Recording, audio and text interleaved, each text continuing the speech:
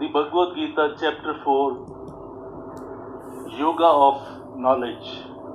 Lord Krishna said, I had imparted knowledge about this traditional yoga to Sun Lord Surya. He had communicated the same to his son Vivasvan Manu, who in turn informed his son King Ikshvaku. Paratampa Arjun, in this manner descending from the old traditions, this yoga became known to the kings and pandits. But after that, for a long time this yoga had gone into oblivion and vanished from this earth. You are my disciple, my devotee, and my dear friend. Therefore today, I have explained the same yoga to you. The yoga is deep wisdom and subject of great rarity. Arjun, whenever religion suffers a setback and sins excel, I assume the form of a living being and come before mankind. I appear from time to time for the help and progress of virtuous and deserving people, and for the destruction of the wicked and the sinner, and to safeguard religion. As the situation is now, evil is progressing, evil is spread. Therefore, I am here to safeguard the virtuous, to safeguard you and all people who believe in religion, who are devoted to religion. Then Lord explains to Arjun, in this world some people who are keen to secure the results of their deed, they worship lesser gods, family deity. In our family we have deities, each family may have a different deity, and we worship because through this worship they are able to ensure the achievement of the objectives easily. So oftentimes we go for a pilgrimage asking for some kind of objective, some kind of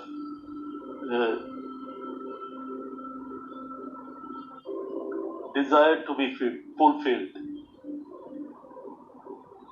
Lord further says, Brahman, Kshatriya, Vaishya and Shudra, these four classes have been created according to the gunas, attributes, and their duties. Now, it's what we do in the previous birth that decides where we take birth. At the same time, it's not necessary that after birth you may not be in a position to change the duty. The growth is always possible, and that's how we find there are lots of stories of rags to riches. People who are lowly born, but they rise to the greatest heights. Lord also explains action and inaction. What classifies as action and what is inaction, even the enlightened persons, people of wisdom, are confused while determining the answer to this question.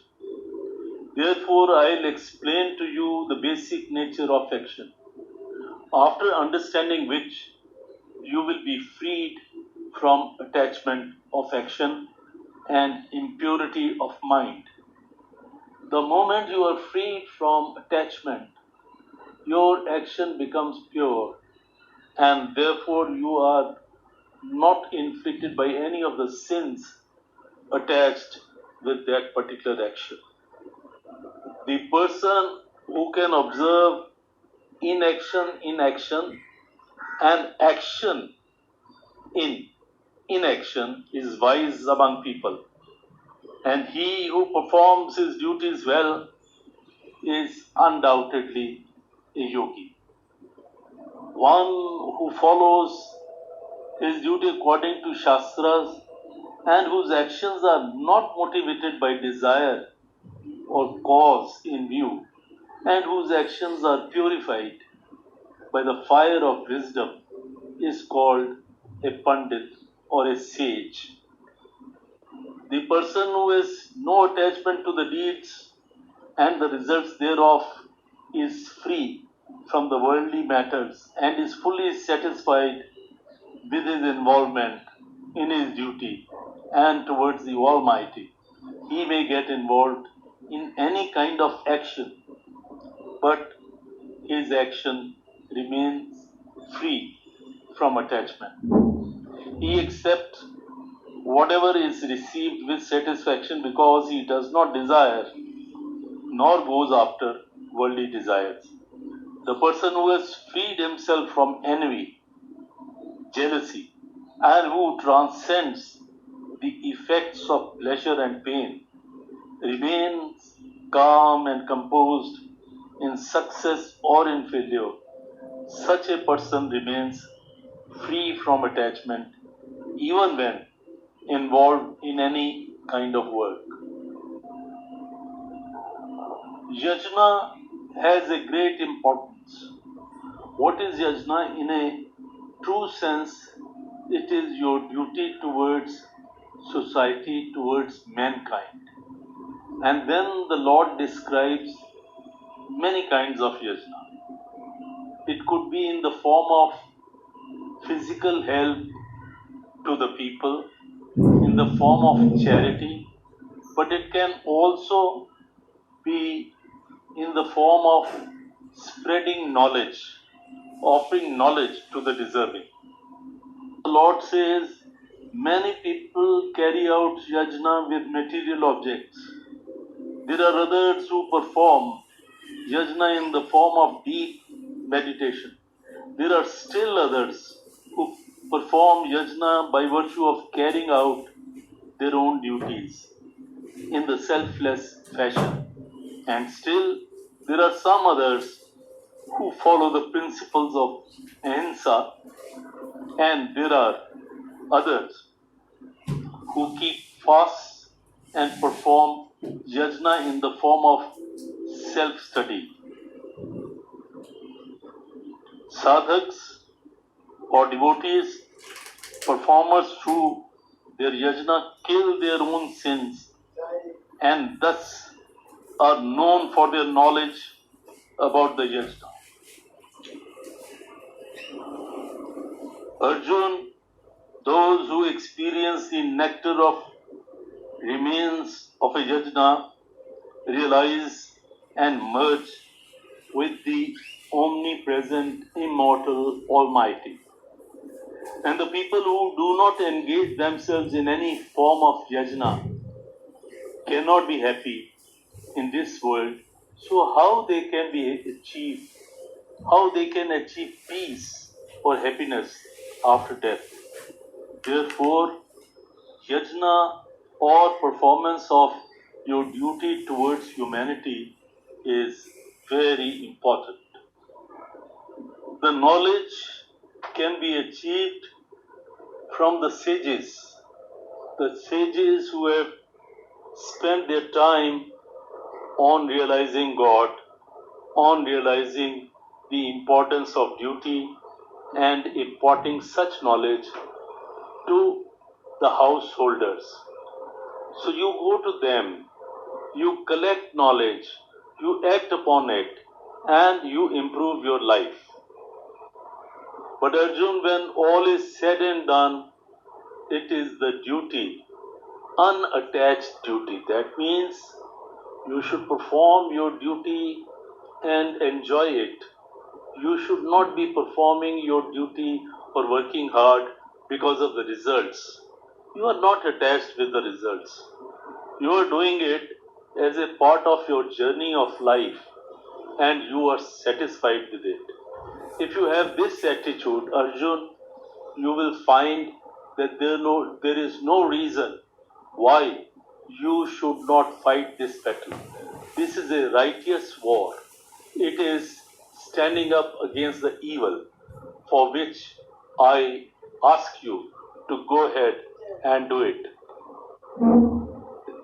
We learn that the knowledge is of great importance in life.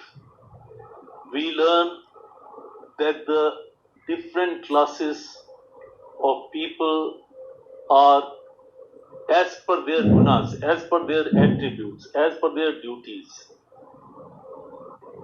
And these classes may or may not have anything to do with the birth. In fact, Aldous Huxley, a great writer from England, wrote a play. It was a novel, Brave New World. Brave New World also classifies 4 types of people: alpha, beta, gamma, delta. These persons are manufactured in the factories because the Brave New World doesn't want that there should be any inconvenience, any difficulty in the propagation of the society or of the people or of the world. So, the concept that in a society all work has to be performed, and it's the best that everybody performs his duty to the best of his ability and enjoy that duty. Thus, we find that knowledge is extremely important in life, and we should not lose any opportunity to attain knowledge from wherever it is possible. Thank you.